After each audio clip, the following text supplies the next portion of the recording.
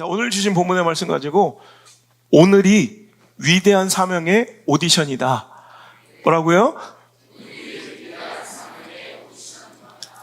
오늘이 위대한 사명, 위대한 비전, 위대한 하나님의 역사, 위대한 하나님의 부르심의 오디션 현장인 줄 믿으시길 바랍니다.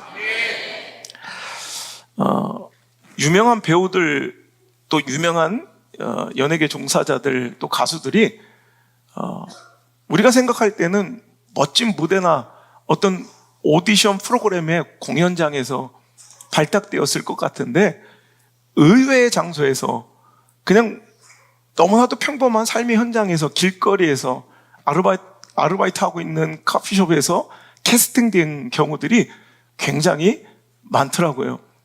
그냥 길거리를 지나가도 커피숍에서 음료를 나르고 있어도 그 가운데 막 아우라가 보이고 그 스타성을 발견한 이 매니지먼트 관계자들이 매의 눈으로 그들을 놓치지 않고 그들을 픽업해서 스타로 키워냈다는 거예요. 여러분 그거 아십니까? 우리 하나님은 캐스팅의 전문가십니다. 우리 하나님은 실수도 없으시고요, 그 마음의 중심을 꿰뚫어 보시는 그런 분이심을 기억하시길 바랍니다.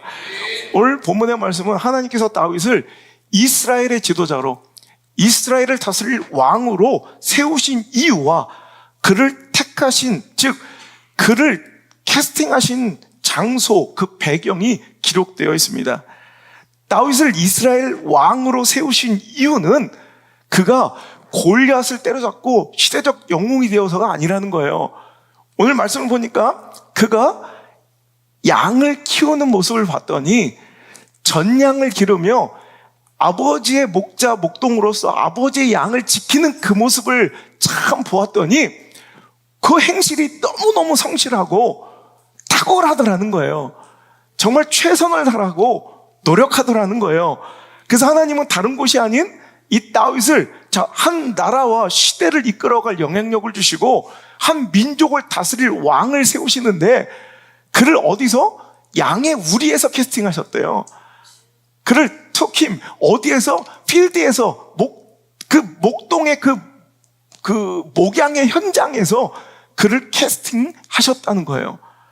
여러분, 그랬더니 아니나 다를까 양 키우는 모습 보고 그를 캐스팅하셔서 이스라엘 민족을 다스리게 하셨더니 아니나 다를까 양 잘 기르고 성실하게 양을 잘 돌보던 목동은 이스라엘 백성을 맡겨놔도 오늘도 얼마나 능숙하게 또 완전하게 그들을 잘 다스리는지 하나님 마음이 흡족하셨다라는 여러분 말씀입니다. 옛날 한글 개역 성경에는 시편 78편 72절의 말씀이, 이에 그가 그들을 자기 마음에 성실함으로 기르고 그 손에 공교함으로 지도하였다. 자, 우리 개정 성경에는 자기 마음에 완전함이라고 표현된 것을 개역 성경에는 성실함이라고 표현했고요, 그 손에 공교함이 우리 개정 성경에는 이제 능숙함으로 바뀌었습니다. 예, 킹 제임스 버전 이런 영어 본을 보면 integrity, 성실함과 skillfulness, 아주 그냥 기술 있는 능숙함으로 그 양을 기르던 그가 이스라엘 민족과 백성을 맡겨놨더니 아니나 다를까 정말로 완전하고 성실하고 책임감 있게 민족을 다스릴 뿐만 아니라 아주 분별력 있고 통찰력 있게 백성들을 잘 이끌고 다스리는 지혜를 발휘하더라. 여러분 그렇습니다. 오늘 우리가요, 우리 삶 속에서 성실하고 책임을 다할 때 하나님께서는 그 모습을 보시고 더 많은 영향력과 영적인 지도력을 우리에게 주시고, 여러분 더 위대한 사명과 비전을 우리에게 맡겨 주신다는 것 잊지 않았으면 좋겠습니다. 화려하고 위대한 곳을 맡겨주시면 그때부터 잘하는 것이 아니라 오늘도 내가 있는 곳에서 나에게 맡겨진 그 작고 초라한 것들을 오늘도 열심히 성실히 끝까지, 여러분 이 성실이란 단어는 툼이라는 이 히브리어인데 이건 타밈이라는 이 원어에서 나왔습니다. 그럼 이 타밈, 타맘 이 원어는 완전하다, 마치다라는 뜻이 있습니다. 그러니까 대충 하다 마는 게 아니라 뭐 하나 맡겨두면 끝까지 목숨 걸고 최선을 다해서 하는 사람들이 있어요. 여러분 보면 아르바이트를 하나 해도 열심히 한 사람이 있고요. 뭐 심부름을 하나 해도 열심히 한 사람이 있고요.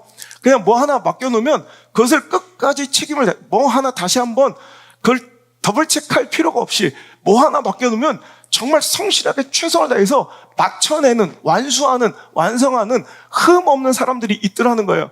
이런 사람들은 여러분 커피숍 가도 잘 되고요. 여러분 이런 사람들은 사업해도 잘하고요.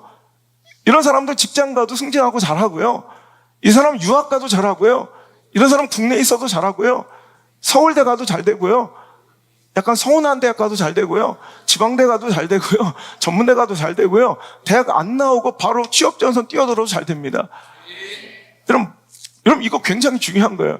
여러분 제 인생관인데 오늘 여러분 성실이라는 키워드 이거 여러분 특별히 오늘 뭐 인생 다 저물어 가는 분들보다 우리 다음 세대들이 더 잘 들고 가슴에 새겼으면 좋겠어요.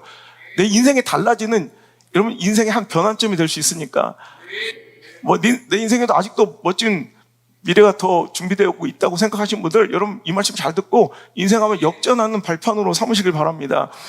여러분 어떤 한 방이 있어서 뭔가 한탕으로 뭔가 뒤집어지는 인생이 아니라 이 성실함이 켜켜이 쌓여져서 위대함이 찾아오는 인생임을 여러분 꼭 기억하시고 하나님은요 오늘도 그런 인테그리티, 스킬풀리스 이런 노력과 성실로 오늘도 성실하게 최선을 다하고 뭔가를 완수하고 맞춰내는 이런 사람들을 하나님께서 찾고 계신다는 거예요. 다윗이 딱 그런 인생이었거든요. 아버지의 아들로서 여러분 지난주에 이 인생의 고독함과 외로움에 대해서 설교했잖아요. 그 다윗은요 어떻게 보면 아버지 기대에서 열애된 사람이에요. 아니 왕으로 이스라엘 왕으로 세울 지도자에게 기름 붓겠다고 사무엘 목사님이 찾아오셨는데 아니 배척해놓고 배제해놓고 다윗은 소개도 안 할 정도로 무슨 이유였든지 아버지에게도 그냥 버림받은 것 같은 인생이에요. 그냥 열애된 인생이에요. 아니 아무리 그래도 우리 같으면 삼남매 있으면 삼남매 다 보여줄 거 아니에요. 사남매 있으면 사남매 다 보여줘야 될 거 아니에요. 근데 뭔 일인지 이거 하나는 그냥 배척해놓고 너는 필요 없으니까 가서 그냥 양이나 봐. 여러분 이런 사람이었다는 거예요. 그런 분위기에서도 그는 억울해하거나 섭섭해하거나 서운하기보다는 오늘도 그에게 맡겨진 그 양을 지키는데 얼마나 최선을 다하고 성실했는지요. 여러분 그의 고백 가운데 골리앗 앞에 맞짱 뜨게 되었던 이 다윗의 고백.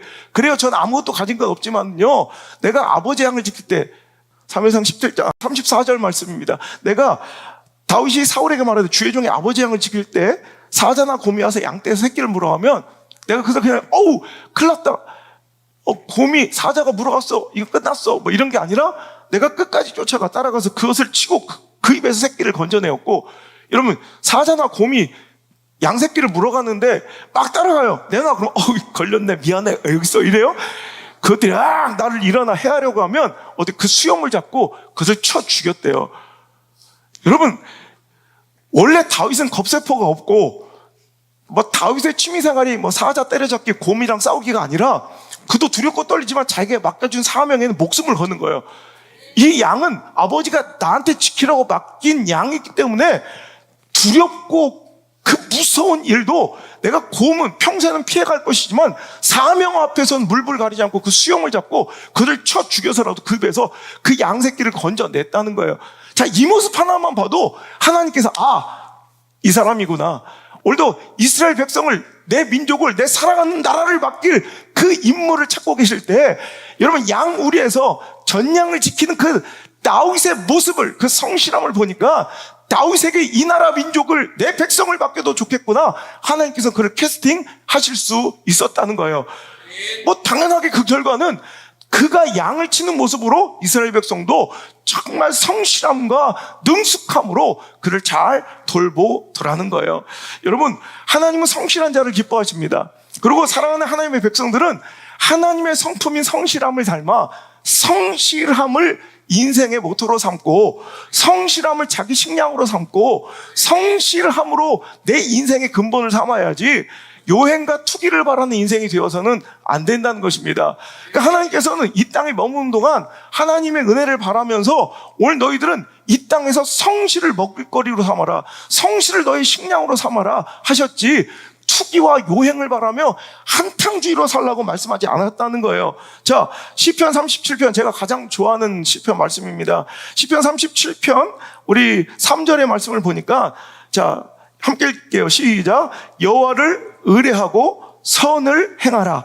땅에 머무는 동안 그의 성실을 먹을거리로 삼을지어다. 아멘.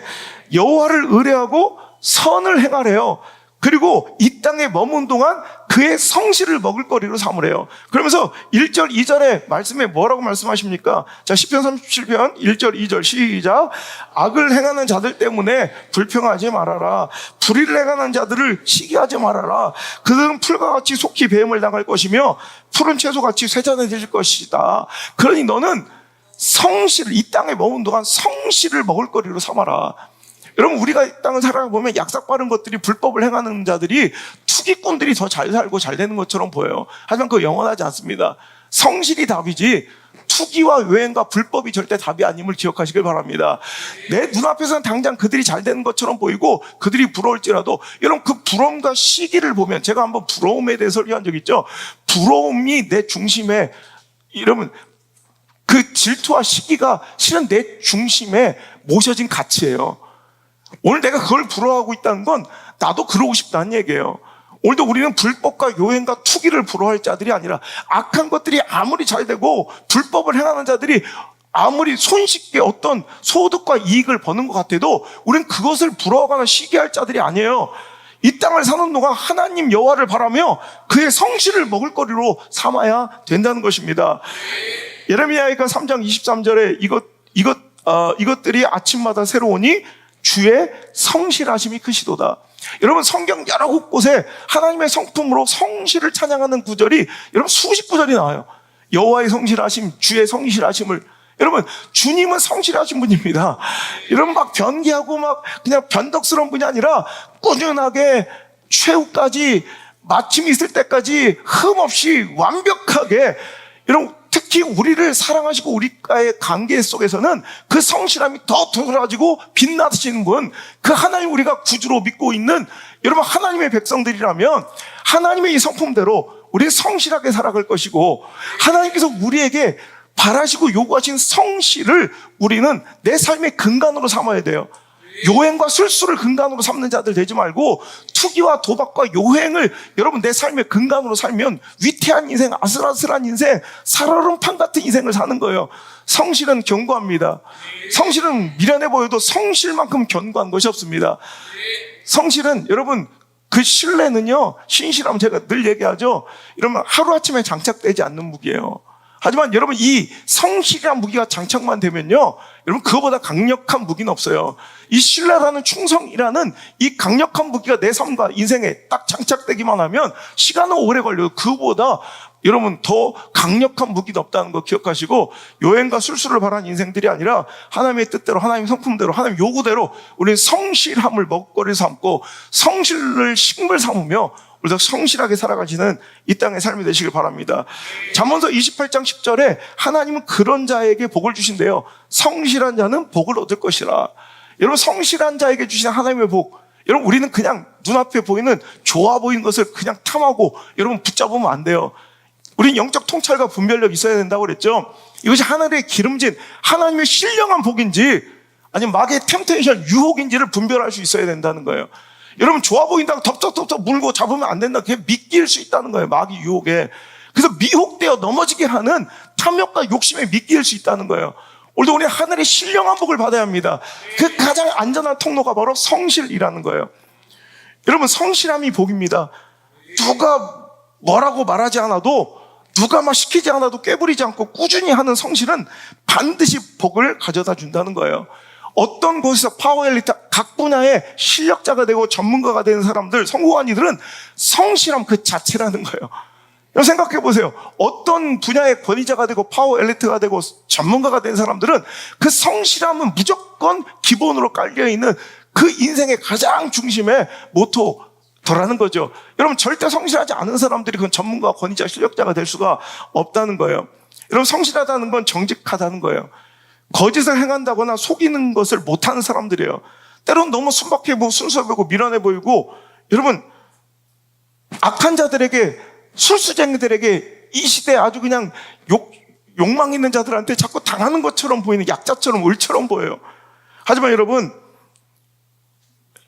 악한 자들은 성실한 자들을 이용하거나 유혹해서 목적을 이뤄낼 것이지만, 여러분, 반드시 그 결말은 여러분 처참하고 냄새나고 흉물스럽고 비참하게 될 것을 우리는 믿으셔야 합니다. 여러분, 그래서 우리는요, 항상 그런 요행들을, 그런 술수와 악함을, 불법들을 여러분 우리는 부러워할 것이 아니라 여러분 성실함을 쌓아가야 돼요. 여러분, 어떤 성경 말씀을 가장 좋아하십니까? 여러분, 성경 구절 안에 어떤 복을 여러분에게 완벽하게 이루어주시고 보장해 주신다면 어떤 복을 하나님께 구하시겠어요? 많은 사람들이 오병의 기적을 구하더라고요.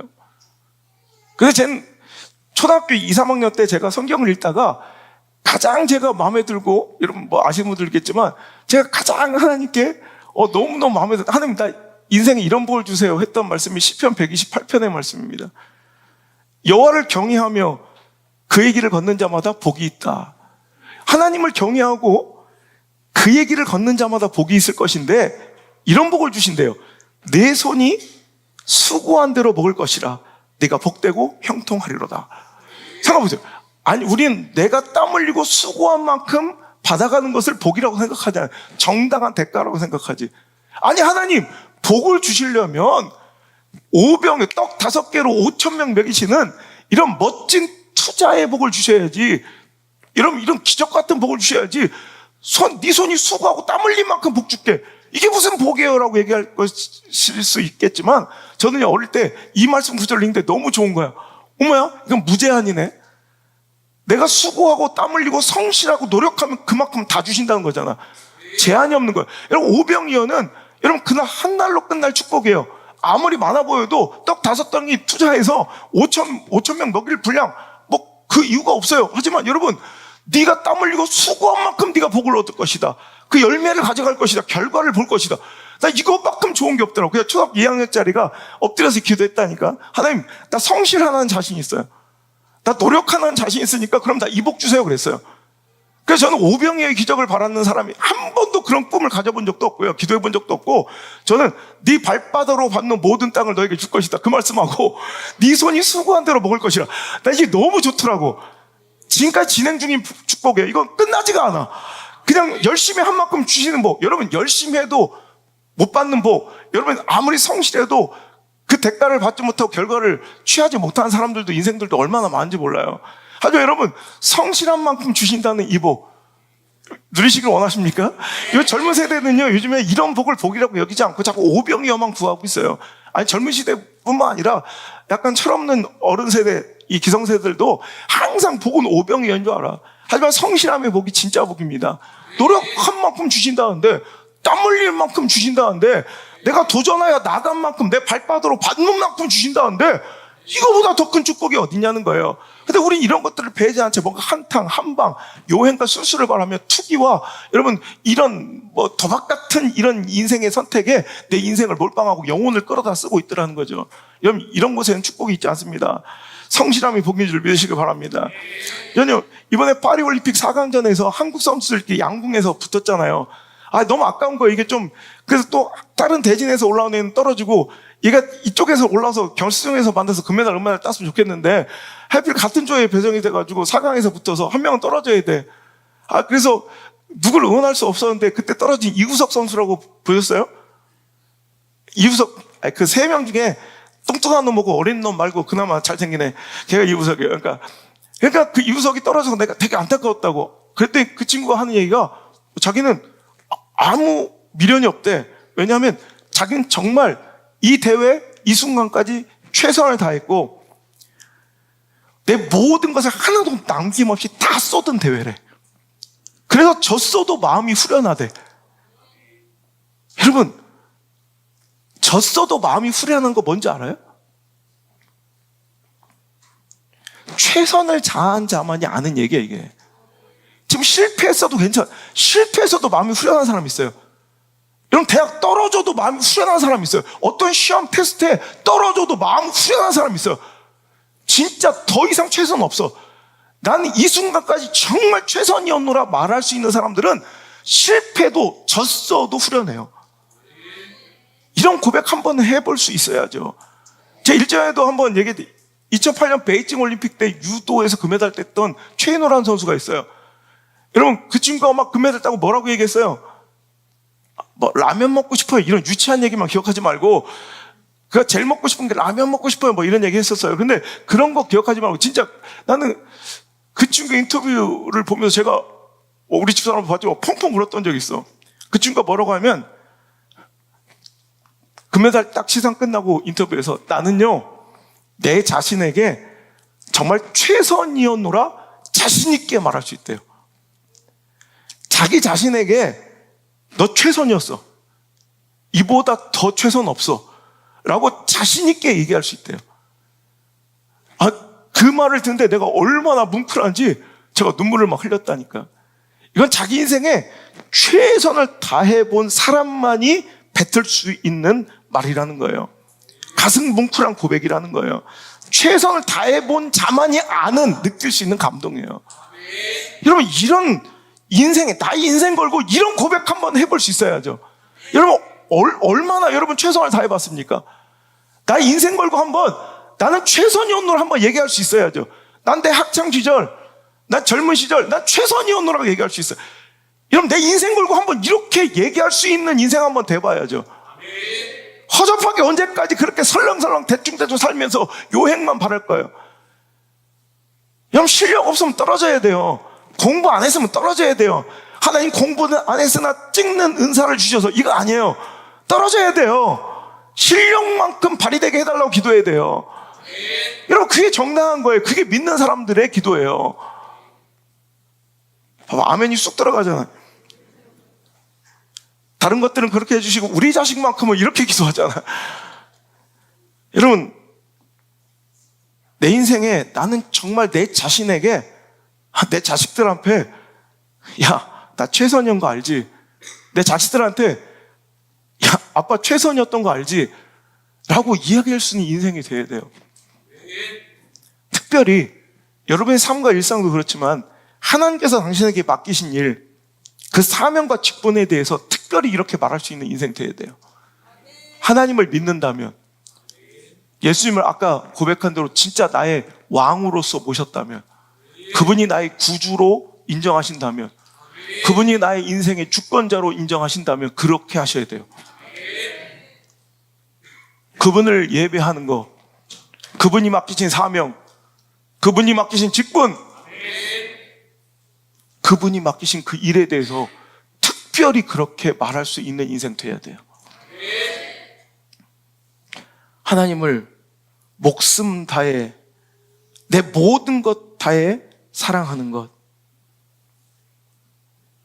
그것이 율법의 하나님 말씀 율법의 최고의 정점이라면 오늘도 우리는 하나님께서 맡기신 하나님 일, 하나님과 관계된 그 모든 영적인 영역을 그렇게 소중하게 여기며 책임을 다해야 돼.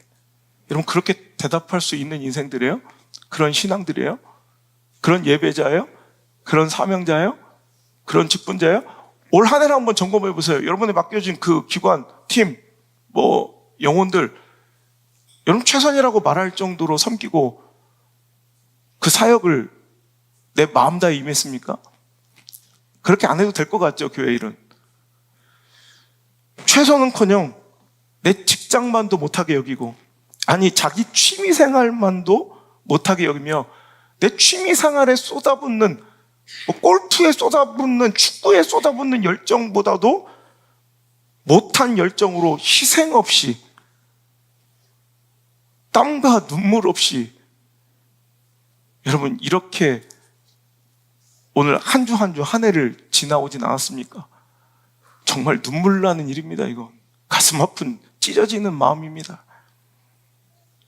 이것이 과연 십자가의 은혜를 믿는 사람들의 모습일까요? 그냥 믿는다고 스스로에게 준 구원의 확신, 보네퍼가 얘기했던 것처럼 싸구려 값싼 은혜들은 아닐까요? 런던의 캔터베리 교회, 캔터베리 대성당에 니콜라이라는 사찰 집사 있습니다. 못 배우고요. 변변한 실력 하나, 기술 하나 없는 사람이에요. 17살 때부터 교회 그 사찰로 일하면서 온갖 꾸준히 일을 다 했죠. 그리고 그에게 맡겨준 가장 중대한 사명 중에 하나가 종 치는 거예요.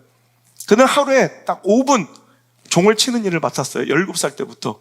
근데 그는 어김없이 그 종 치는 5분 동안 5분 전에 올라가서 그 종 밧줄을 붙잡고 기도하는 거예요. 5분 동안 하나님, 내가 오늘도 전심을 다해 이 종을 치겠습니다. 여러분, 종 치는 일이 뭐 그리 대단해요. 하나님, 내가 이 줄을 붙잡고 항상 종 치기 전에 5분 전에 올라가서 항상 기도하는 거예요. 하나님, 내가 이 종 치는 동안 이 종소리를 듣고 많은 사람이 평화를 얻게 하시고 회개하게 하시고 하나님을 기억하게 하시고 하나님께 돌아오게 하여 주옵소서. 여러분, 종 치는 일 누가 치는지도 모르고 관심도 없어요. 하찮아 보여요. 그런데 캔터베리 교회 그 니콜라이는 그 5분의 종소리에 인생을 걸고 목숨을 거는 거야. 그 일을 단 한 번도, 비가 오나 눈이 오나 태풍이 오나 명절이든 휴가 기간이든 덥든 춥든 그는 한 번도 어기지 않고 반드시 5분 전에 무릎 꿇고 올라가고 그 종 밧줄을 붙잡고 하나님, 이 종소리에 사람들은 평안을 얻게 하시고 하나님을 기억하게 하시고 하나님께 돌이키게 하시고 회개하는 은혜를 주옵소서. 평생을 그렇게 얼마나 정확하게 한 번도 실수 없이 그 종을 쳤는지 런던의 많은 사람들이 니콜라이의 종소리에 시계를 맞출 정도였어요. 여러분, 그에겐 두 아들이 있었는데요. 두 아들은 그 아버지의 정직하고 성실한 신앙을 따라 여러분, 하나님을 신실하게 믿었고요. 첫째 아들 존, 둘째 아들 제임스. 자, 이름도 막 너무 대충 썼어. 우리나라면 뭐 영철이 철수, 뭐 영철이 영수 뭐 이런 거야. 그냥 존 제임스. 존은 철학 교수 되었고요. 둘째 아들 제임스는 의대 교수 되었어요. 자, 그들은 이제 잘 먹고 잘 살게 되었고 가문도 폈어요. 그래서 아버지의 이 힘들고 고된 일을 멈추기를 원했고 간청했지만 그는 절대로 그들의 말을 듣지 않고 내 생명 붙어있는 한 이 일은 하나님께서 나에게 맡겨주신 일이다. 결코 그 종 치는 밧줄을 놓지 않았다는 거예요. 여러분, 그가 76세에 중병이 걸렸어요. 이제 너무 노쇠해서 중병이 걸려서 이제 종을 더 이상 칠 수 없는 그런 지경에 이르자 이제 교회에서는 종 치는 일을 다른 사람에게 맡기려고 하였어요. 그러나 니콜라이는 끝까지 자기 숨 붙어있는 동안은 종을 자신에게 치게 해달라고 요청하면서 여러분, 그 아픈 몸을 이끌고 종탑에 올라가 종을 치는 거예요. 그런데 그가 이제 더 이상 이제 병이 심화돼서 혼수 상태에 이르렀어요. 그런데 신기한 것은 그 종 칠 시간만 되면 정신이 돌아와서 올라가서 종을 치는 거예요. 혼수 상태 중에 종 칠 시간만 되면 종을 쳤다는 거예요. 나중에는 움직일 힘도 없어서 가족들의 부축을 받고 겨우 종탑에 올라가 나머지 있는 모든 사력을 끄집어내서 죽을 힘을 다해서 종을 치는데 마지막 그 눈 감는 순간도 종탑에 올라가 5분 전에 기도하는 그 습관대로, 루틴대로 기도하고 있다가 그대로 잠들었다는 거예요. 그게 그 인생 마지막 사명의 종소리가 되었습니다.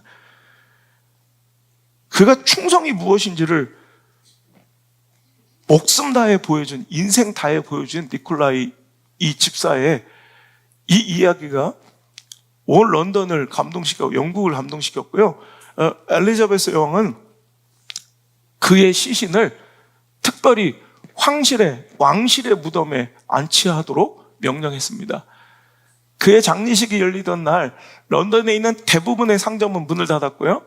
유흥업소들도 자진해서 문을 닫아 여러분, 이게 공휴일이 되어버린 거예요. 그리고 많은 사람들이 그에게 성자의 칭호를 부여하며 그의 인생을 존경했다는 거죠. 여러분, 성실은, 충성은, 신의와 의리, 로열티는 바로 이런 거예요. 목숨 걸고 끝까지 책임을 다해 어떤 일을 맡기든, 양을 맡기든, 소를 맡기든, 농사를 맡기든, 안내를 맡기든, 주차 안내를 맡기든, 찬양을 맡기든, 반주를 맡기든, 쓰레기 분리를 맡기든, 교회 청소를 맡기든, 화장실 청소를 맡기든, 충성은 그런 거예요. 하나님은 그곳에서 여러분 인생을 지켜보시며 오늘도 그 충성심과 성실함을 여러분 주님의 저울에 달아보고 계심을 기억하시길 바랍니다. 여러분 오늘 말씀의 제목처럼 오늘이 오디션장입니다. 여러분 오늘 지금 이 순간이 바로 오디션이에요. 여러분 오디션은 화려한 무대와 조명도 없고요, 의상도 갖춰지지 않고요, 초라한 방구석에 앉아서 몇 사람이 이렇게 볼펜 돌리면서 나를 쳐다보고 있어요. 아무 가치 없어 보이는 자리예요. 하지만 거기서 잘해야 픽업되는 거예요. 지금이 오디션이에요. 오늘이 오디션이에요. 우리는 화려한 퍼포먼스 가운데, 여러분 오디션 프로그램의 멋진 퍼포먼스 가운데, 그 무대 조명 가운데서 완벽한 의상 갖춰 입고 내가 거기서 선발될 것 같지만 그렇지 않아요. 여러분 전량 우리에서 발탁된 다윗, 여러분 그 다윗의 성실함이 하나님의 위대한 시대적 부르심에 여러분 초대장이 되었다는 거예요. 여러분 알고 보니까 그의 일터가 아무도 거들떠보지 않는, 여러분 노비나 노예나 맡겨지는 그 양치는 일이 하나님이 지켜보시고 있는, 나라와 민족과 시대적 영향력을 주실 자를 찾는 오디션장이었다는 거예요. 그렇다면 당신의 오늘, 당신에게 맡겨진 여러분 그 사명과 직분은, 오늘 모여서 팀 은혜 나누는 그 시간 하나님 다 보고 계세요. 오늘 당신의 예배 과연 성상해도 될 만한 예배였습니까? 당신의 직분, 여러분 대충 버리고 팔고 내 기호와 취향과 감정 따라, 사람 관계와 유불리 따라, 처우의 대우에 따라 얼마든지 왔다 갔다 옮겨질 수 있는 것입니까? 그러면 성실하고 거리가 먼 얘기예요. 성실은 맡은 바 그 자리에서 그 일에 목숨 거는 거예요. 화려한 천만 관객의 대작 주인공은 여러분 현장에서 다 꾸며진 무대에서 결정되는 것이 아니라 초라한 방 한 구석에서 치러지는 그 오디션에서 결정되고 캐스팅되는 것.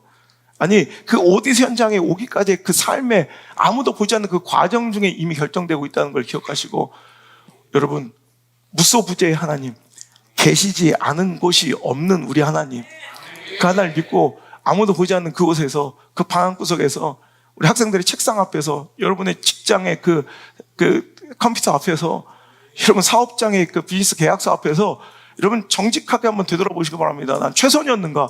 난 정직했는가? 난 성실했는가? 되돌아보시고, 하나님께서 오늘도 당신의 그 성실과 책임감을 보시고 오늘도 시대적 영향력과 위대한 삶을 맡기시려고 오늘도 당신을 지켜보고 계시는, 졸지도 주무시지도 않고 당신의 삶을 지켜보고 계시는 그분임을 기억하시고 예배 하나를 귀하게 여기세요. 여러분 그 직분 하나를 소중히 여기세요. 여러분 오늘 그 아무것도 아니게 보이는 반복되는 그 신앙의 그 행위들을 정말 중요하게 여길 수 있는 저 여러분 될 수 있기를 간절히 바랍니다. 누가복음 16장 10절로 12절까지 말씀을 우리 함께 읽어보겠습니다. 시작. 지극히 작은 것에 충성된 자는 큰 것에도 충성되고, 지극히 작은 것에 불의한 자는 큰 것에도 불의하니라. 너희가 만일 불의한 재물에도 너희가 만일 남의 것에 충성하지 않으면 누가 너희에게 주겠느냐. 여러분 지극히 작은 것에 충성된 자는 큰 것에도 충성하고, 지극히 작은 것에 불의한 자들 보면 여러분 아무리 직분 맡겨주고 아무리 귀한 영향 줘도 그건 반드시 불의한 자가 돼요. 어김없어요. 틀림없어요. 오늘 나에게 맡겨진 그 하찮아 보이는, 초라해 보이는, 별로 비중도 없고 사람들 관심도 못 받는 그 작은 것도 충성하고 집중하고 끝까지 최선 다하고 열심 다해야 할 줄 믿습니다. 그게 바로 하나님께서 요구하시는 성실이라는 거예요. 사람과 관계도 마찬가지. 대충대충 살지 말아요. 그것도 반복되면 버릇이고 습관이고 당신의 인생이고 그게 당신의 영적 실력돼요. 대충 떠돌이처럼 오가면서 여러분 대충 허접하게 살지 말아요. 그거 습관돼요. 자식들에게도 대물림 돼요. 끝까지 아름답게, 끝까지 향기롭게 최선을 다할 수 있는 성실함이 우리에게 있길 바랍니다. 여러분 세계 1등 부자가 누군지 알아요? 세계 1등 부자. 세계에서 가장 돈 많은 사람이 누굴까요? 일론 머스크. 또 주커버그, 워런 버핏 막 나오죠. 그 빌 게이츠. 근데 여러분, 오늘자는 좀 바뀌었는데, 해필, 짜증나게. 여러분, 2022년부터 줄곧 얼마 전까지 1위자를 놓치지 않았던 여러분 의외의 인물이 있습니다. 그 사람은 바로 베르나르 아르노라는 사람이에요. 베르나르 아르노 아세요? 모르세요? 루이비통 회장이에요. 그러니까 요즘에 LVMH라고 하죠. 루이비통 모에 헤네시라는 이제 큰 대기업. 우리가 알고 있는 웬만한 명품들은 다 그분 거예요. 그래서 여러분, 지금까지 1, 2, 3, 4위는 거의 대부분 IT 계열의 이 4차 산업혁명 기반으로 한 이런 첨단 기술, 이런 창업주들이 다 1, 2, 3, 4위 다 하고 있는데, 아까 워런 버핏이나 일론 머스크나 빌 게이츠나 주커버그나 이런 사람들, 그런데 유일하게 유럽인 중에 세계 1위 한 사람이 처음이에요. 유럽 사람으로도 처음이고, 근데 얼마 전에 중국의 지금 침체로 인해, 소비 침체로 인해서 1위 자리를 뺏기고 지금 4위로 내려왔더라고. 근데 원래 지금 계속 1위였어요. 내가 설교 준비할 때까지 1위였는데. 그래서 빨리 했어야 되는데. 근데 이 정도로, 근데 이것만 대단하죠. 이런 사람들과 필적할 정도로, 여러분 순위다툼 할 정도로 이 루이비통 그룹이 여러분 명품의 대제국을 이뤘잖아요. 근데 루이비통의 시초 아세요? 그 다음에 사회가 들어와서 여러 가지 합병하고 인수인계 이래서 큰 대기업 됐죠. 이런 건 빼고 루이비통의 시작은요, 실은 14살짜리 밥 먹기도 힘들어서 아주 시골 촌집에서 가난한 자의 아들로 태어난 루이비통, 어디 갈 곳이 없어서 혼자 나와서 이제 트렁크 제작 공장에서 14살짜리가 일을 하기 시작한 거예요. 그러다가 자 이제 주문 고객들한테 트렁크를 제작해 주는 거예요. 그런데 그 친구가 거기다 이제 트렁크를 제작하고 짐을 싸는데, 이 패커라고 하죠, 패커. 옛날에는 이 짐 싸는 일을 대신해주는 이런 노예, 종, 이런 그런 사원들이 있었다고. 근데 이 패커, 짐을 기가 막히게 싸는 거예요. 그러니까 저는 매주 제가 집회를 다니니까 주일날이면 집사람이 맨날 짐 싸놨다가 토요일날 제가 짐 풀면 다시 패킹의 귀재예요, 우리 집사람은. 진짜 그때 태어났어야 되는데 우리 집사람이. 그러면 원래 패커로 짐 싸는데 1등이었대요. 짐 싸는 게 얼마나 짐을 잘 쌌으면 그 대충 싸서 이렇게 보내면 되는데, 짐을 기가 막히게 싸니까 그게 소문이 나서 너도 나도 이제 귀족들이 어떤 유럽 여행, 마차 여행 다니려면 이제 짐을 잘 싸가야 되잖아요. 그러니까 그때마다 루이비통을 부르는 거야. 그래서 걔가 짐을 기깔나게 싸는 거야. 착착착착. 그러니까 그 소문이 퍼지고 못해. 이제 프랑스 황실에서 연락이 와서요, 프랑스 여왕의 패커로 취직이 돼요. 그러니까 프랑스 여왕 짐 싸는 거 전문가예요. 그러니까 전담자예요. 그래서 루이비통은 그 어린 나이에 프랑스 여왕의 짐 싸는 역할을 하다, 패커로 하다가 하도 이제 열심히 성실하니까 짐 잘 싸가지고 여왕이 너 그러지 말고 한번 사업장을 차려봐라. 그래서 여왕 왕비가 돈을 대줘가지고 프랑스에 조그맣게 시작된 게 루이비통이에요. 그 이렇게 어마어마한.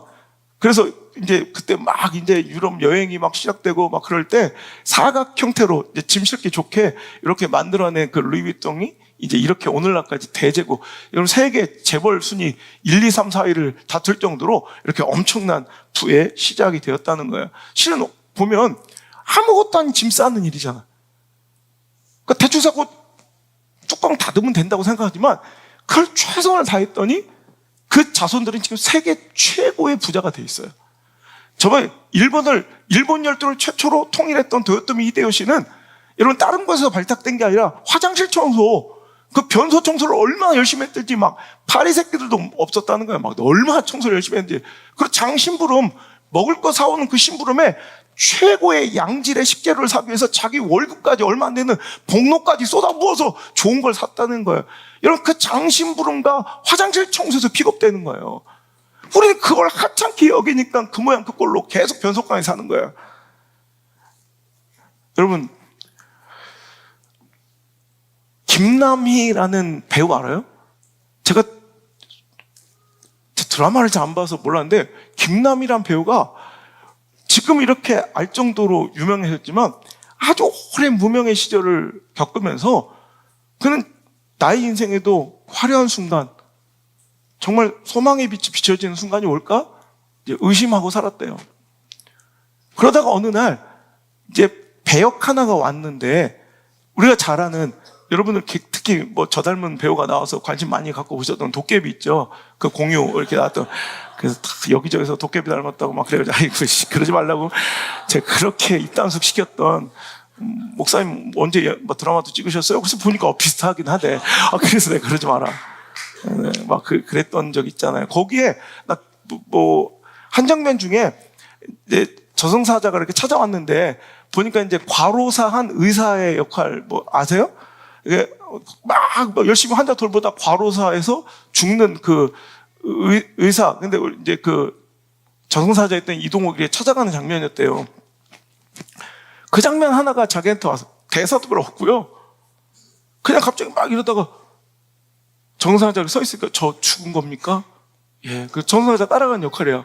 거기서 막 과로사한 그 의사의 역할, 막 자기 건강도 돌보지 않고 막 열심히 사선을 넘나드는 막 그 환자들을 막 돕는 그 역할에 몰입돼서 그 한 장면인데 그 짧은 한 장면을 찍기 위해서 얼마나 몰입을 했든지 어떻게 하면 이 장면 이 배역에 어울릴까 해서 그가 고민한 게 그래 과로사한 의사라면 그래 뭐 잘 씻고 그랬겠나. 그래서 며칠 동안 안 씻었대요.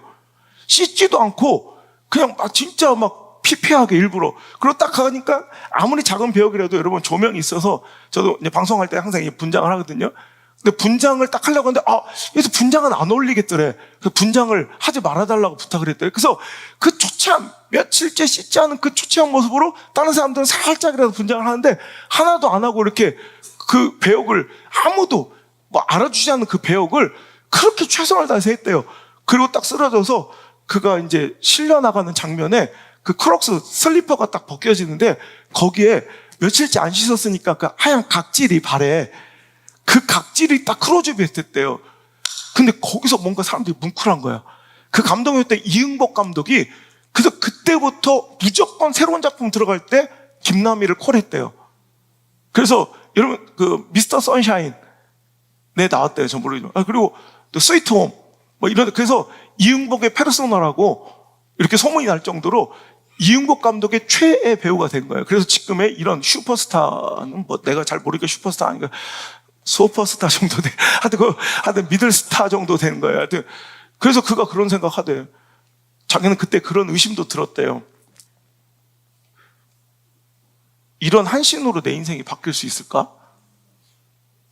그거 한다고 뭐가 돼? 그거 열심히 한다고 누가 알아주긴 할까? 내 인생 뭐가 달라질까? 이렇게 생각했대요. 그런데 그냥 자기가 맡겨진 그 배역 하나에 그냥 목숨 걸고 최선을 다했대요.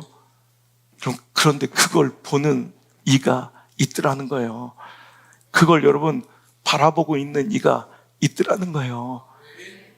여러분 영화 칼럼리스트 이동진 씨 아시죠? 빨간 뿔대 안경 쓰고 나오시는 분 있어요. 저는 그분 참 다독가예요. 책을 얼마나 많이 읽는지 제가 그분 책이나 인생관을 되게 좋아해요. 그래서 그분 책도 많이 읽는데 얼마 전에 그분 책을 이렇게 몇 권 읽다가 그 책마다 자기 저자 소개를 전 출판사에서 저자 소개를 출판사에서 대신 내가 쓴 게 아니라 출판사에서 써주는 거예요. 그 사람 이렇게 내가 쓰긴 좀 그렇잖아. 그러니까 그런데 글쎄 자기 저자 소개를 자기가 쓰더라고. 그런데 거기에 뭐라고 썼냐면 자기의 인생관이라고 이렇게 밝히면서 그러니까 밤은 책이다라는 책 앞에 표지에 자기 소개를 자기가 쓴 거예요. 자기 인생관은 하루하루는 성실하게 살고 싶고 인생 전체는 되는 대로 살고 싶다. 너무 감동적이지 않아요? 저는 내 인생관, 내 세계관, 내 가치관과 너무나도 일치해서 내가 너무 쿵 했어요. 나랑 똑같은 생각을 하고 있는 사람이 있다니. 제 인생관이 어릴 때부터 하루하루는 성실하게 살고 인생은 되는 대로 살자. 이해가 안 되시죠? 보세요. 많은 사람들은 거꾸로 살아요. 하루는 대충대충 살면 되는 대로 살면서 미래의 꿈은 거창해요. 그래서 저는 일전에도 한번 얘기하는데 제가 인터뷰할 때 얼마 전에 기자가 목사님 다음 목표는 무엇입니까? 20년을 지나고 뭐 다음 시즌의 목표는 무엇입니까? 목사님 이렇게 영향력 있게 이 시골에서 쓰이고 계시는데, 목사님 꿈은 무엇입니까? 뭐, 목사님 비전 뭐, 근데 암만 생각해도 없더라고요. 그래서 없어요. 그랬어요. 예? 네. 목표도 없어요? 예, 없어요. 전 개척부터 지금까지 목표가 있어 본 적이 없어요. 목표도 없었고, 계획도 없어요. 그 아무리 세워봤자 되지도 않는 것도 알았고요. 저는 믿어요. 내 허접한 인본주의 계산질로 나온 계획 스케줄표보다 우리 하나님 계획이 훨씬 더 멋지시다는 거예요. 우리 교회 그래서 예산이 없는 이유예요. 예산 아무리 세워봤자 뭐예요? 하나님이 인도하시고 이끄신 대로 가는 게 가장 멋지더라고요. 그래서 우리가 미리 프레임 짜지 않아요. 하나님 이끄시면 어디든 얼마든 쏟아붓고 가겠다는 도전.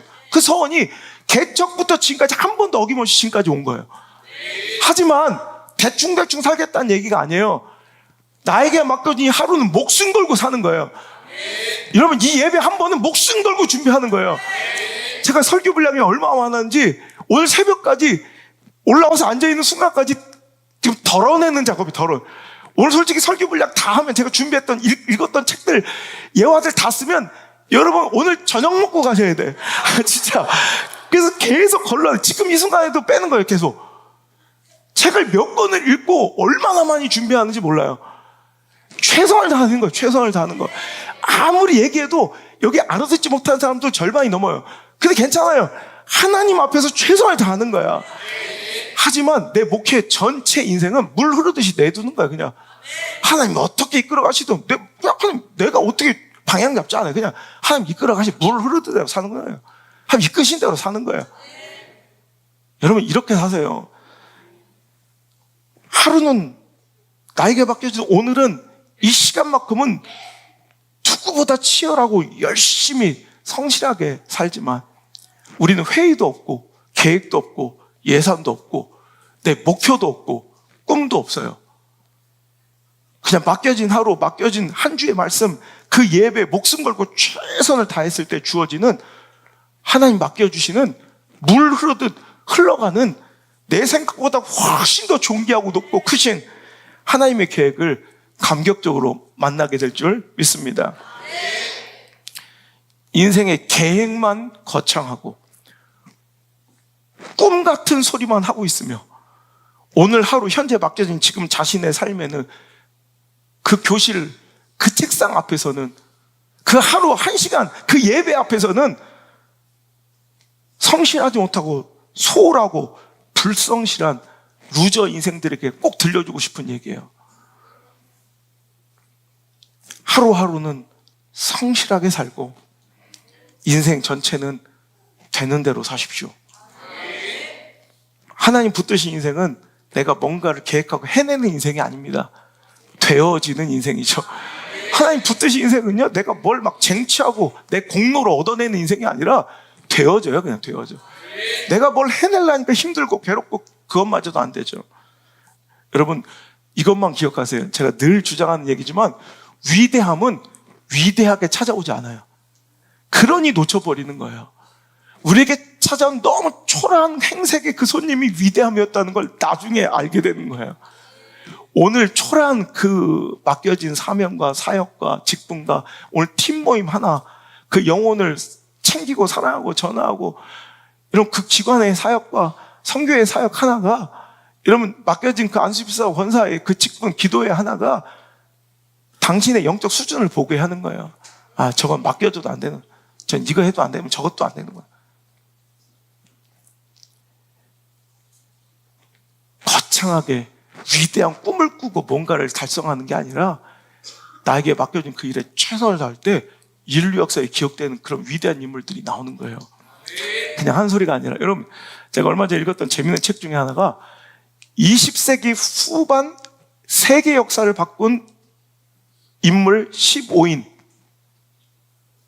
여러분 포브스지에서 선정한, 포브스 알죠? 포브스지에서 선정한 20세기 후반 세계 역사를 바꾼 15인의 인물들이 나왔어요.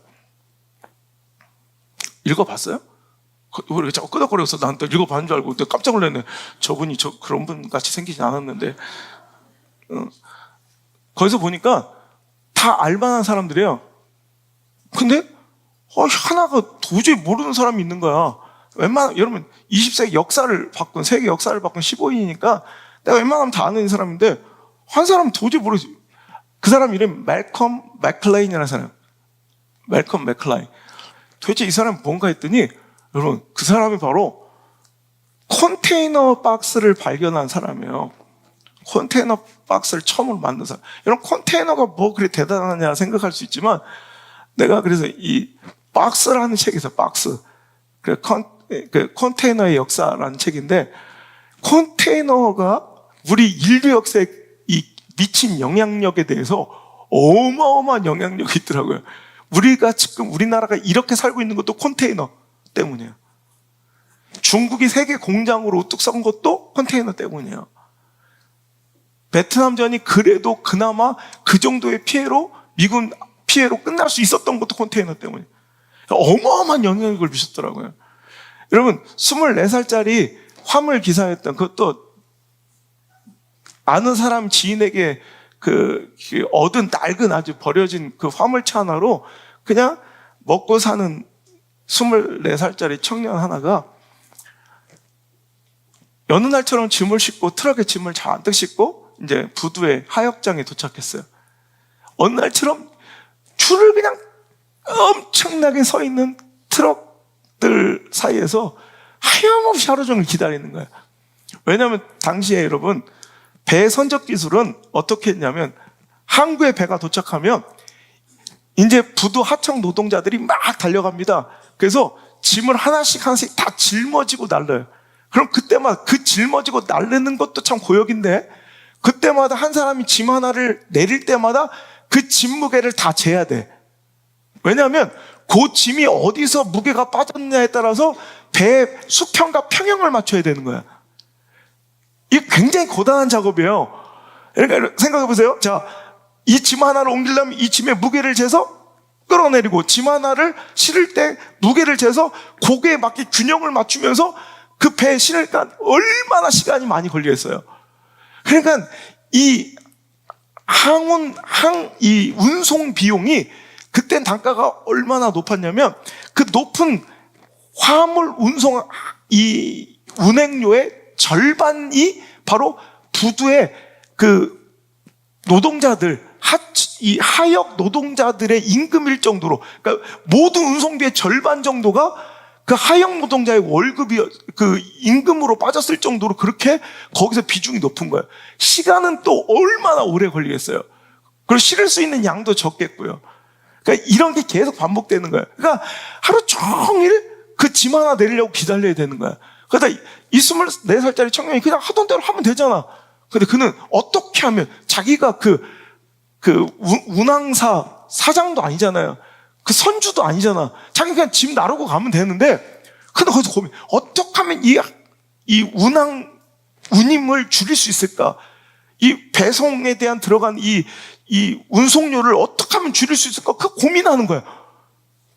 그러다가 그가 야, 이거 이러지 말고 그냥 트럭째 그냥 실으면 얼마나 좋을까? 이런 아주 엉뚱한 상상에서 그는 이제 이 트럭째 그냥 딱 실어버리고 내리면 얼마나 편할까? 그리고 다음에 트럭째. 그게 1937년도에 그 24살짜리 그 낡은 화물차 운전기사가 했던 그 아주 그냥 말도 안 되는 상상이 그 이후로 1919년도에 진짜 현실화됐어요. 그래서 그가 원래는 트럭째 이렇게 트럭째 무게를 재서 트럭째 실어버리면 문제가 있죠. 그러니까 공간 활용이 별로 안 좋아. 트럭만 하나 딱 싣고 또 내려야 될 때도 막 힘들고. 그러니까 그걸 고민하다가 그냥 트럭 개념에 그냥 규격화된 철제 박스를 만들자. 그 트럭처럼. 그러면 트럭 위에 또 쌀 수 있잖아. 이해가 되는 은혜가 있었으면 좋겠어요, 대체. 그래서 철제 박스를 만들어서 처음으로 자기가 생각한 대로 한번 해본 거예요, 실험을. 그래서 여러분 1956년 여러분 4월 달에 버려진 퇴역한 군함 하나를 자기가 생각한 대로 아주 평평한 컨테이너 선으로 개조를 해가지고 거기 58개 철제 사각 박스를 켜켜이 쌓아서 뉴저지에서 텍사스의 휴스턴 항구까지 가는 첫 운항이 시작됐는데요. 이게 인류 역사에 엄청난 변화를 이끌 줄 그도 몰랐고, 갑자기 배가 한 대 도착하는데 휴스턴에서 하역 노동자들이 깜짝 놀란 거예요.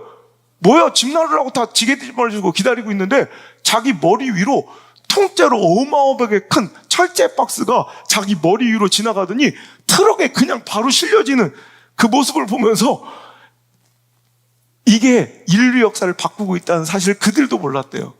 근데 그 58개 철제 박스가 그렇게 옮겨진 이후로 세계 역사는 바뀌기 시작했어요.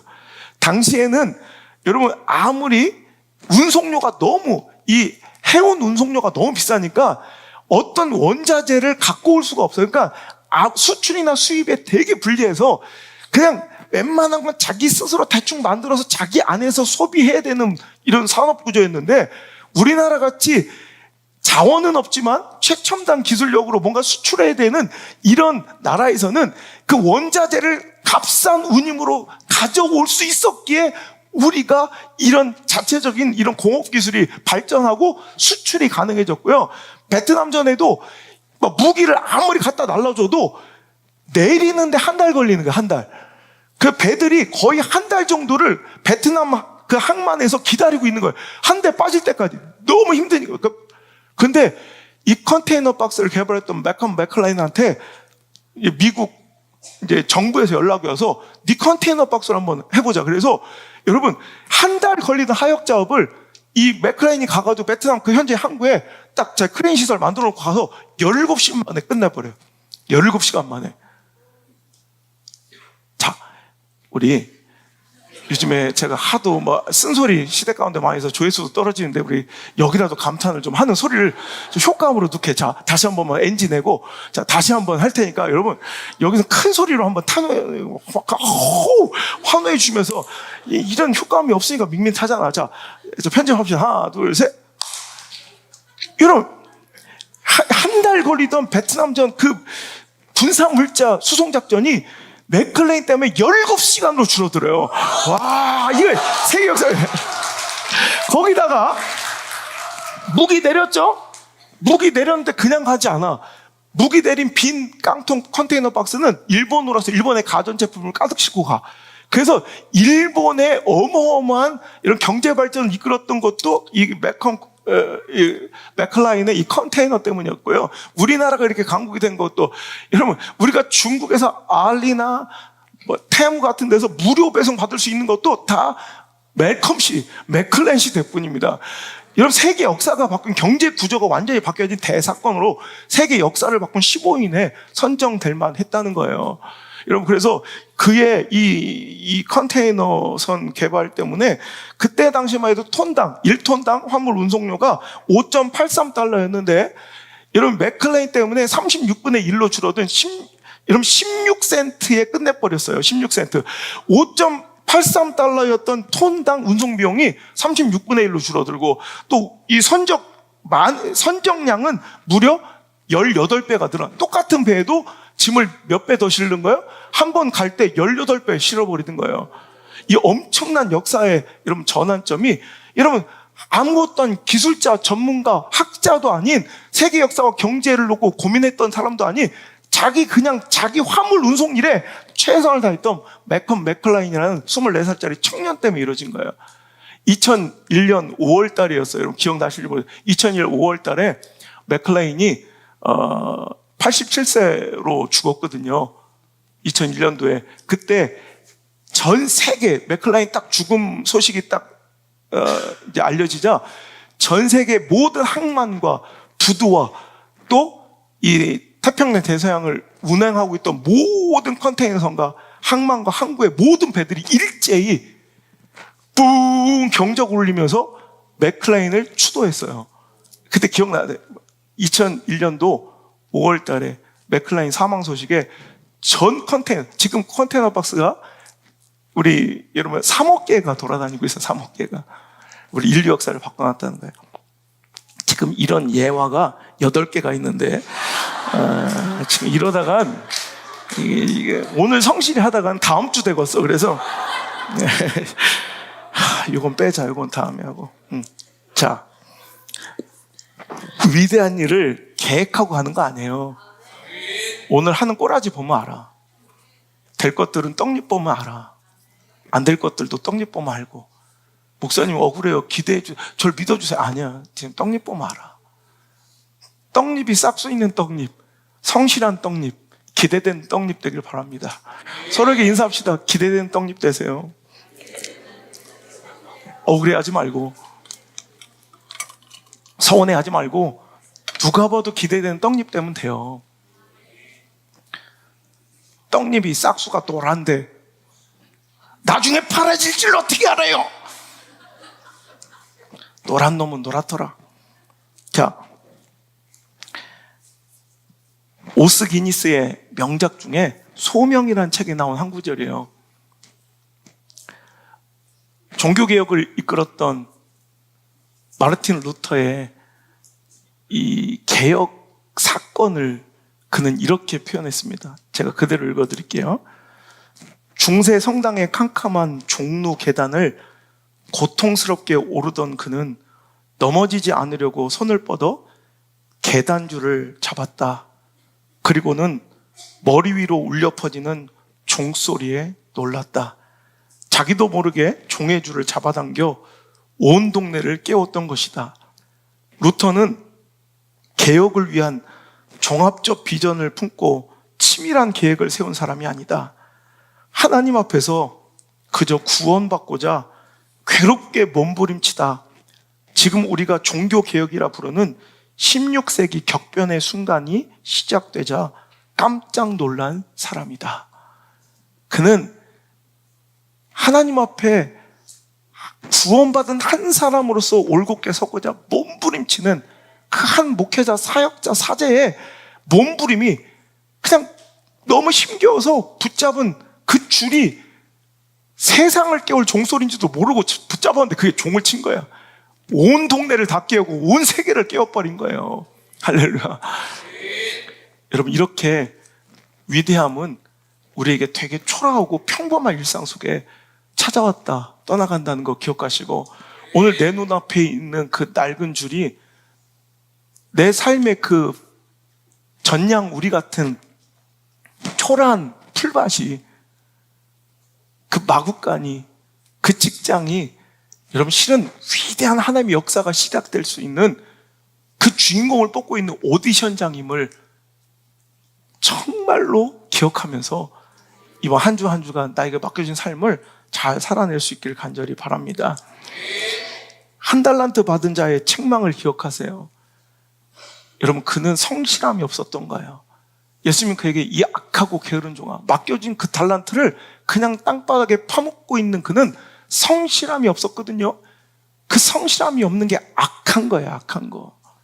5달란트, 2달란트 받은 자의 칭찬은 성실했다는 거예요. 착하고 충성된 종아, 그거 가지고 열심히 무언가를 하렸던 그 몸부림이 귀했다는 거죠. 즉 성실함이 바로 충성됨인 줄 기억하시길 바랍니다. 여러분, 주인이 없고요, 맡겨두고 떠나도 보이지 않는 곳에서 어떤 칭찬과 인정이 없어도 환호와 박수 소리가 없음에도 불구하고 열심히 일한 충성되고 성실된 종들 되길 바랍니다. 이것이 하나님이 쓰시는 리더의 모습이란 말이죠. 여러분, 감독해야 일하고 지켜봐야 일하고 확인해야 일하는 사람은 실은 노예예요. 노예. 칭찬하고 어떤 보상에만 움직이는 사람도 노예 근성에 찌들어 있는 자들이에요. 뭔가 보상이 있거나 칭찬해주거나 혹은 뭔가 막 다그치고 채찍질해야 일하는 사람들이 있어요. 그건 노예예요. 노예. 불쌍한 사람들이죠. 하나님은 그런 자들을 쓰지 않는다는 거예요. 여러분, 골로새서 3장 22절 24절까지 말씀 함께 읽겠습니다. 시작. 종들아, 모든 일에 육신의 상전들에게 순종하되 기쁘게 하는 자와 같이 눈가림만 하지 말고 오직 주를 두려워하여 성실한 마음으로 하라. 무슨 일을 하든지 마음을 다하여 주께 하듯 하고 사람에게 하듯 하지 말라. 이는 기업의 상을 주께 받을 줄 아나니 너희는 주 그리스도를 섬기느니라. 아멘. 어디서 일할 때 아르바이트를 해도 성실하게 하라는 거예요. 사람한테만 칭찬받으려면 사람 눈에만 띄면 되고 사람 눈에만 인정받으면 되지만, 그럼 보이는 곳에서만 뭔가 열매 맺고 효과적인 이런 효율적인 자리에서만 열심히 하면 되지만, 약삭 빠르게 일하면 되지만, 우리는 하나님의 종이라는 거예요. 죽게 하듯 열심히 하라는 거예요. 그 상급을 사람들에게 인정받지 못할지라도 하나님께 받을 줄 믿고 하는 거예요. 제가 늘 얘기하는 거예요. 우리 자식들한테도. 여러분, 저 어렸을 때부터 제 인생관이 그거예요. 어디 가든 인정받아야 되고 어디 가든 최선을 다해야 된다.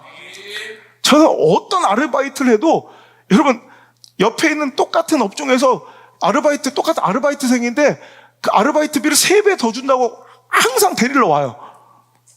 왜 거짓말 같아요? 어떤 직종의 아르바이트를 해도 바로 옆에 있는 편의점에서 편의점 다니는 사장님이 찾아와요. 여러분, 어디서 일하든 무조건 그 옆에 동종 사장들이 찾아와서 반드시 저를 스카우트 제의를 할 정도로 열심히 해요. 거기 매출을 30% 이상 올려놔요. 내일처럼 해요. 어디 가든 열심히 해요.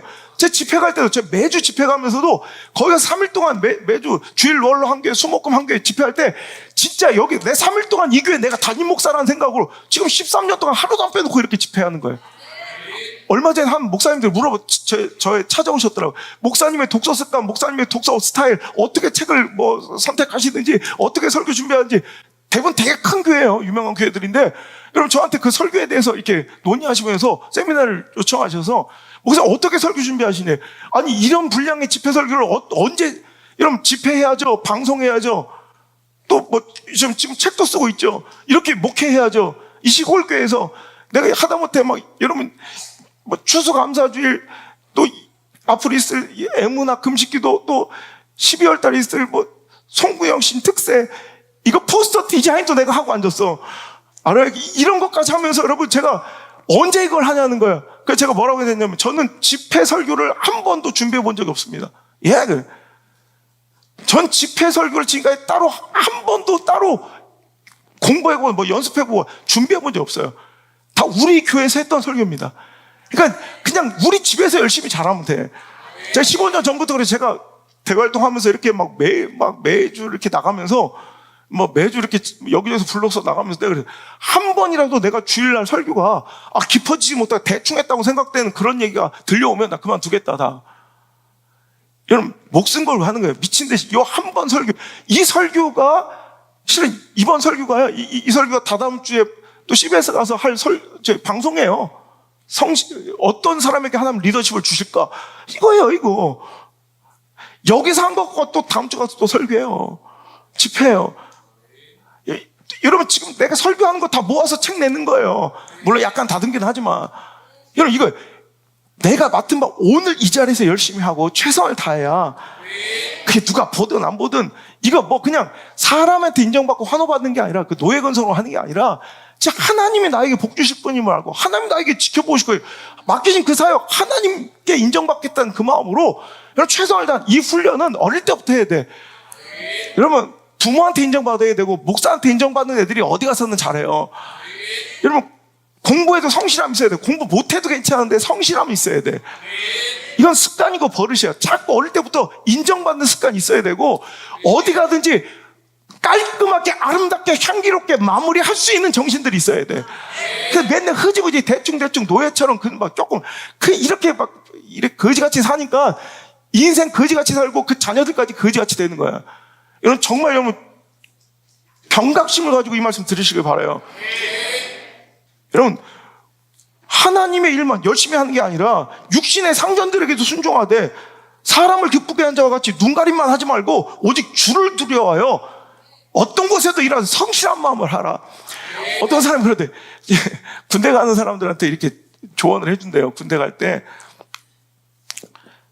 너무 잘하지도 말고 너무 못하지도 마라. 너무 잘하면 너만 계속 뺑이치고 너무 못하면 갈굼 나가니까 딱 중간만 해라. 이렇게 이게 지혜래. 참 이거는 노가다 마인드예요. 노가다. 대충 눈치 보면 너무 바보같이도 말해야 되고 너무 열심히도 하지 말아야 돼. 이건 노가다 마인드야. 이런 정신으로 무슨 시대적 리더가 되고 파워엘리트가 돼. 어떤 영향력을 끼치고 무슨 큰 일을 맡아. 난 최선 다해라. 제가 야시장에서 이렇게 뭐 풍선 이렇게 터트리는 뭐 이런 거 아르바이트 할 때도 최선을 다해. 존스앤존스의 그 공장에서도 들어가서 일할 때도 다른 사람 편한 거 할 때 전 가장 어려운 거 맡겨주십시오. 최선을 다해. 어디 가든 인정받고 어디 가든 내 그만둔다고 바지가랑이를 붙잡고, 여러분 그 어렸을 때부터 바지가랑이를 붙잡고 그 사람들이 말릴 정도로, 내가 영국에 유학 갔을 때 내가 아르바이트 했던 그 모든 사장들이 나한테 선물을 보내와요. 이런 사람 잘 없어요. 열심히 해야 돼요. 성실해야 돼요. 요행 바라지 말고 투기하지 말고. 이게 켜켜이 쌓아가면 강력한 힘, 당신이 어디서 무엇을 하든지 이런 강력한 힘을 발휘하며 시대의 영향을 가질 수 있다라는 거예요. 저는 우리 자녀들한테 그랬어요. 가서 어떤 자리에 있든지, 유학 가서 지금 듣고 있을 거예요. 우리 휴스턴 팀들, 네, 어떤 자리에 있든 최선을 다해라. 누가 보든 안 보든 노예처럼 살지 말고 보든 안 보든 최선을 다해라.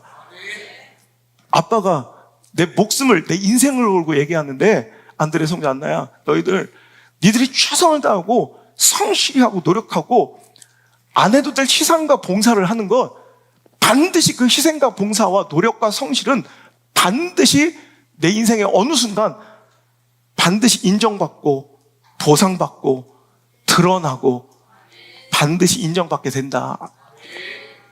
아무도 안 본대. 열심히 해라. 최선을 다해라. 그리고 희생해라. 그리고 남들이 안 하려고 굳이 이제 네가 먼저 봉사해라.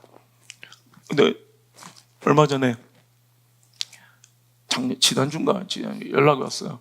우리 안드레하고 안나가 내셔널 소사이어티, 그러니까 미국 협회인데 리더십 앤 석세스라는 이런 미국 협회, 리더십 앤 석세스, 그러니까 리더십과 성공, 예, 미국 국립협회에서 애들 리더로서 초청을 받은 초청장이 왔더라고요. 다 보고 있는 거야. 다 보고 있는 거야.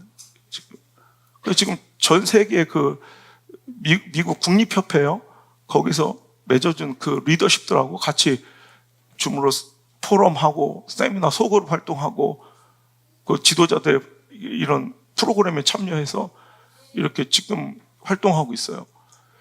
여러분, 어디서나 보든 안 보든 다윗처럼 그 양우리에서 최선을 다하세요. 관계 유익, 돈 몇 푼에 감정과 관계에 따라 허접하게 살지 말고 최선 다해 끝까지 성실하게 향기롭게 마무리하세요. 그래서 최선을 다해서 인정받는 버릇, 성실함으로 어디서나 칭찬받으면 여러분 그것이 쌓여서 무엇을 해도 잘하고 어디서도 인정받고 어디 가도 잘 돼요. 하지만 그 반대는 그 반대의 결과가 나올 수밖에 없어요. 눈앞에 있는 사람, 오늘에 충실하지 못하면 나중에 어디 가서 다른 곳에서도 충실할 수도 성실할 수도 없다는 거예요. 여러분, 당장 가족 앞에서도 인정받지 못하고, 여러분 당장 나에게 맡겨진 이 일도 제대로 못하는데 어디 가서 어떤 존귀한 일을 맡기고 하겠냐는 거예요. 오늘 여러분, 내 눈앞에는 가족들 앞에 최선을 다하시고요, 오늘 맡겨진 그 팀원들 앞에서 최선을 다하시는 모습을 리더로서 보여주시고요, 본보기가 되고 표대가 되는 아름다운 신앙의 그런 멋진, 여러분 그런 귀한 그 동기부여가 될 수 있는 우리 리더십들, 안수집사 우리 권사들 되시기를 간절히 바라고요.